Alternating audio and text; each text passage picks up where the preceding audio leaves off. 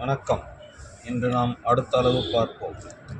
நேற்று பார்த்தது, அதாவது இதற்கு முன் பார்த்தது இடுப்பு சுற்றளவு என்னவென்று பார்த்தோம். அதாவது இடுப்பு சுற்றளவு நல்ல கவனியுங்கள்.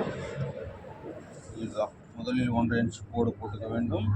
பின்பு இடுப்பு சுற்றளவு கூடுதலாக 1 இன்ச்சு, அதுக்கப்புறம் எக்ஸ்ட்ரா 2 இன்ச் கூடுதலாக.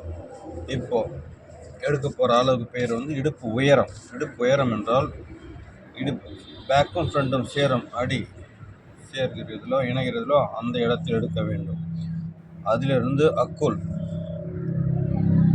இது வரைக்கும் உள்ள அளவை எடுக்க வேண்டும். எப்படி என்று கவனிங்கள். இந்த 1 இன்ச்சு கூடுதல் வைக்கிறேன் இல்லையா, அதிலிருந்து வைக்க வேண்டும். அதோட நேர் இதை சாய்க்கக்கூடாது, நேர் தான் வைக்க வேண்டும். கவனியுங்கள். சரியாக இதுலேயும் முன்ன பின்ன வரக்கூடாது. சரியாக வைத்துவிட்டு அக்குள் வரைக்கும் உள்ள அளவை குறிக்க வேண்டும். தையல் அளவை குறித்துவிட்டு கூடுதலாக காலங்களும் 1 புள்ளி அரை இன்ச்சு கூட வைக்கலாம், தவறு கிடையாது. இந்த அளவுக்கு பெயர் இடுப்பு உயரம்.